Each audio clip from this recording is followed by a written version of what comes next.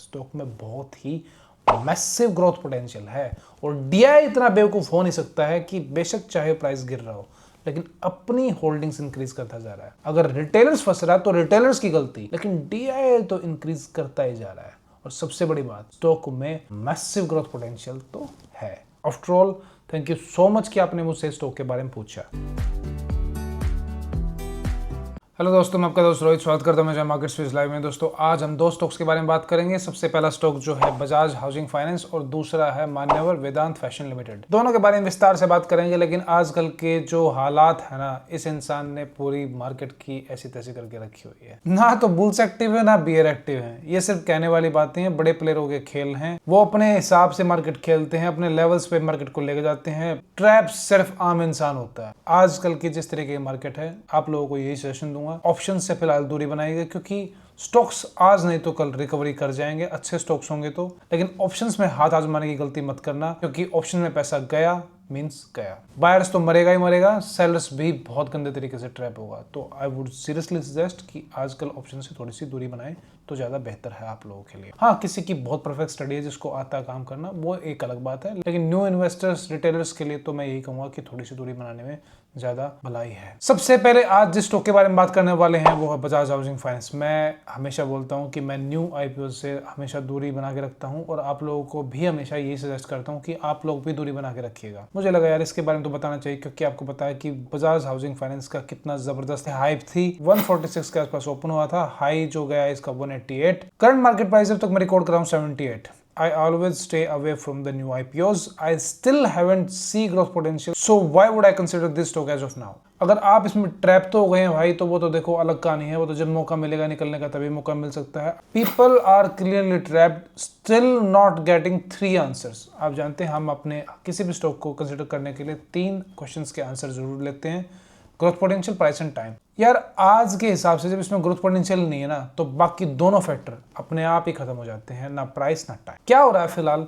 अभी स्टॉक गिरता ही जा रहा है। एक बात बताओ, जब किसी स्टॉक में फिलहाल अभी ऊपर जाने के संकेत नजर ही नहीं आ रहे हैं आज के हिसाब से, मैं नहीं कहता कि कल नहीं दिखाई देंगे, हो सकता है कि कल दिखाई दे जाएं, लेकिन आज तो दिखाई नहीं दे रहे हैं। तो ऐसी चीज पे अभी दाव लगाना ही क्यों है यार? आज के टाइम पे फिलहाल स्टॉक अपने हर लेवल्स को ब्रेक करता हुआ डाउनफॉल में ही चल रहा है। लिमिटेड तो पैसा ही यार, ऐसा तो है नहीं कि बाप दादा रख के गए हैं और पैसे के पैसे लगाते जाओ, खेलते जाओ, चलते जाओ। अगर वो भी गलत जगह लगा दोगे तो क्या पैसा निकाल पाओगे?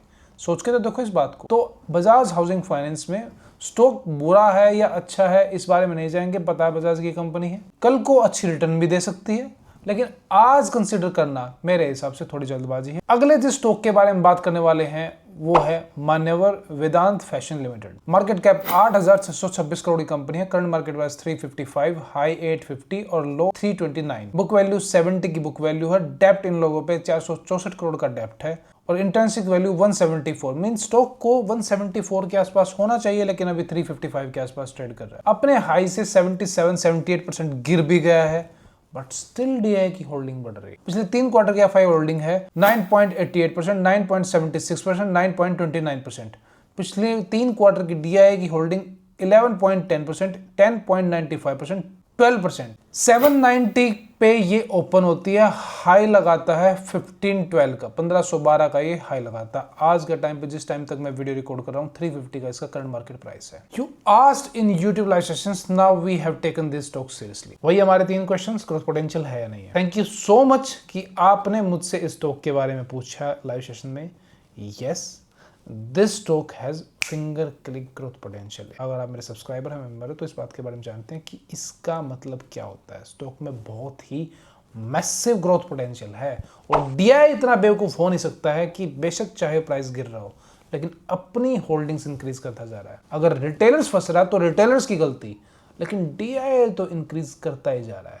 और सबसे बड़ी बात, स्टॉक में मैसिव ग्रोथ पोटेंशियल तो है।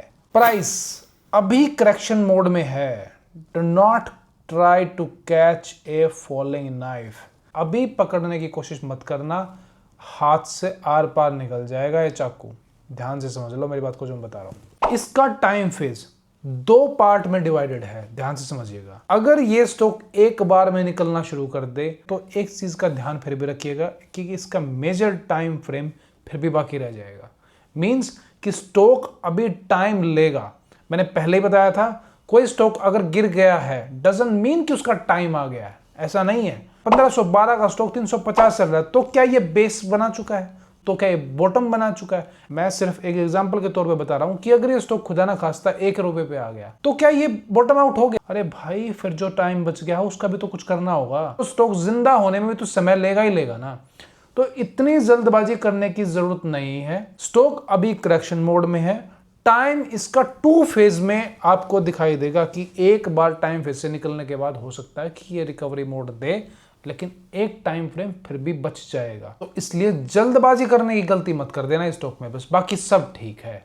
बाकी तो ये स्टॉक कुछ अलग लेवल का स्टॉक है, वक्त आने में पता लगेगा। After all, thank you so much कि आपने मुझसे स्टॉक के बारे में पूछा। इसके बारे में और डिटेल से बात करेंगे अपने लाइव सेशंस में। Do not try to miss that live sessions. आपसे अगले वीडियो में। सी यू, टाटा, बाय बाय, टेक केयर।